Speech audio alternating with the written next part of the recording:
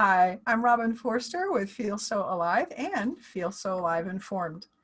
And this program started right before COVID hit because my mentor, and I'm looking down at my notes if you're wondering, my mentor, Jasmine Starr, told us to go out and do something uncomfortable to stretch and go do a Facebook Live. So I started, and then COVID hit. And as we know, the world changed. And I realized that there was information that folks needed that they might not have access to, and they might not even know that they needed the information. So we have put together these bite-sized segments, about a 10-minute interview with a guest speaker to help give you the information that you need quickly. And that is Frank King, our guest speaker. And it is my pleasure to introduce you to him. Frank, I know you waved to everyone, but if you would like to say hi, you Hi, can. everybody. Okay. I met Frank King years ago networking in Oregon, and he somehow always managed to get himself in trouble at our networking events when we were all introducing ourselves, because he always managed to say something a little off color and very funny, had the whole group in stitches. That was my first introduction to Frank King.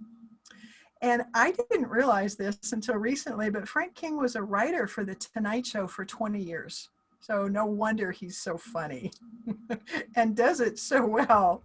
He's also now a motivational public speaker, and he uses his life lessons to start the conversation, giving people permission to give voice to their feelings and their experiences.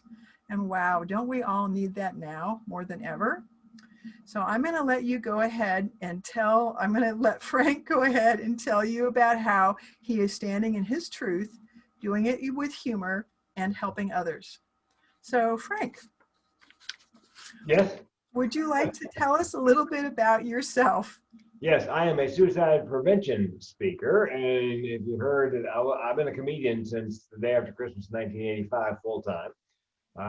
Did comedy clubs for 2,629 nights in a row, nonstop. Did some radio and then got into the corporate comedy circuit, the rubber chicken circuit. Did that till 2007. And then when the last recession, a phrase I thought I would never use in my lifetime, hit, we lost everything in a Chapter 7 bankruptcy. And as my business dropped off 80%, and that's when I discovered what the barrel of my gun tastes like. Spoiler alert, I did not pull the trigger. A friend of mine came up to me at a keynote, because I always say that at my keynotes, and he goes, "Hey man, how come you didn't pull the trigger?" I go, "Hey man, could you try to sound a little less disappointed?" If you'd like to know why I didn't pull the trigger, it's in my first TEDx talk called A Matter of Laugh, L-A-U-G-H, or Death. I've done 5 of them. You're probably wondering, a comedian with 5 TED Talks, how does that work? Well, all you need for a TED Talk is to find your tribe. And my tribe are people who live with depression, thoughts of suicide, and for whom suicide is always on the menu as a solution for problems large and small. It runs in my family. It's called generational depression and suicide. My grandmother died by suicide. My mother found her. My great aunt died by suicide. My mother and I found her. I was 4 years old. I screamed for days. And so I spend my time marketing, booking, and speaking on suicide prevention, generally as a workplace health and safety issue, but also in colleges and for associations. And I find it very fulfilling and therapeutic, actually. Well, and I think I was reading in your bio that you're also doing a thing for seniors or for the elderly. I'm not sure where we turn from seniors into elderly, but Yeah. that there's a whole other season of life that you're also addressing and helping deal with suicide. No, not so. Must be somebody else. Oh, okay. Yeah, sorry, Robin. That'll teach me to skim a bio and not read Right, it word it for is word. correct. No. So let's go on to the next question that I have for you. Yeah. And how did you get drawn into this line of work, and how has it benefited others? And you told us a little bit about your family history and how you got drawn into it. Well, the comedy, I've been a comedian since 4th grade. I told my first joke and everybody laughed, including the teacher.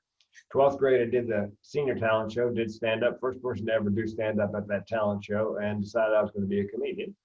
And then moved to San Diego to take my first job. It was in insurance, and there's a comedy store there. Open mic night, and that was the beginning of the end of my insurance career. However, I always wanted to make a living and a difference. I always wanted to be a speaker who was funny rather than a funny speaker. But I could never figure out what I had to teach anybody. And after I came so close to dying by suicide, I took a look at my family history of depression and suicide. I thought, if I did some studying, got some designations, learned, the ins and outs of suicide prevention, I could be a suicide prevention speaker. I could talk about my lived experience.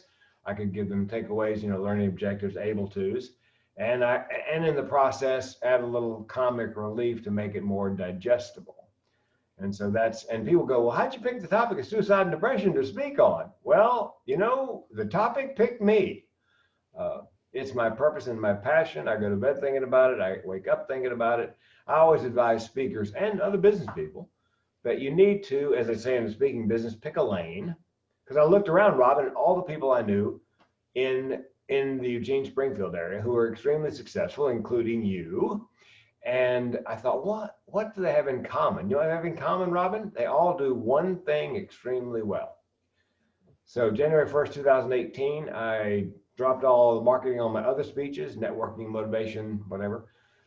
Decided I was a suicide prevention speaker. And then I believe, as they say in NSA, National Speakers Association, the riches are in the niches. So I looked at the top 10 occupations at risk for suicide. I picked 5 of them that have a high rate of suicide, and they're all trying to do something about it. Dentists, veterinarians, physicians, construction, and safety managers.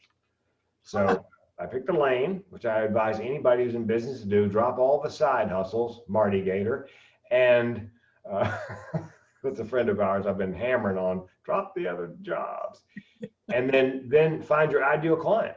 Find the person who, A, needs your help, B, has the money to pay you, and C, has a desperate need for what you have to tell them.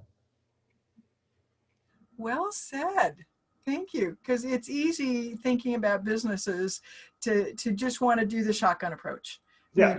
And just talk to everybody. And I know in my business, it's real easy to do that. And they call it anybody who's fogging up a mirror. You hold a mirror under their nose. If they're breathing, they're a customer. Yes. But you're right. That doesn't work. And no, there's really need to be a guy named Michael Port called Book Yourself Solid. Yes. And he says it's the velvet rope technique. Yeah, pretend like you're running a really high-end nightclub, and they only let certain people pass the velvet rope, and those are the people your ideal clients are the one you should let pass the velvet rope, and the rest of them you refer if they don't, if you really can't do the best job for them. So.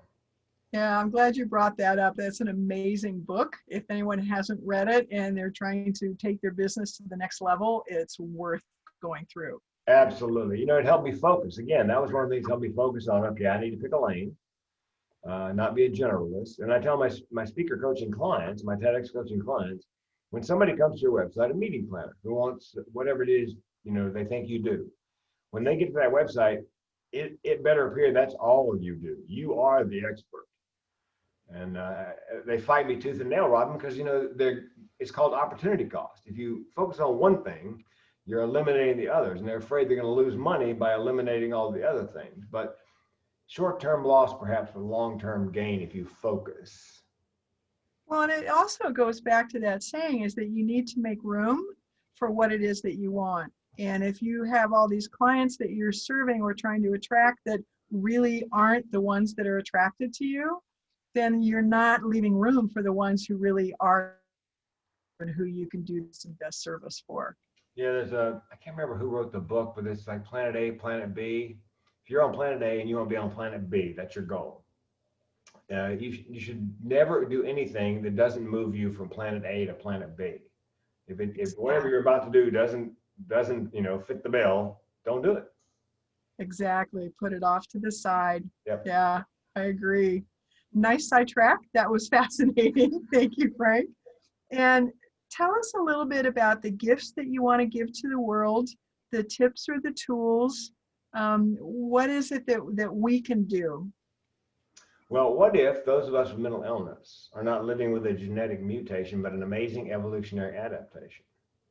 And what if mental illness is, as Malcolm Gladwell says in his book, David and Goliath, of such things, a desirable disadvantage? You wouldn't wish it on anybody, but it comes with certain advantages. And my third TEDx talk is called The Evolutionary Advantages of Mental Illness, Mental with Benefits.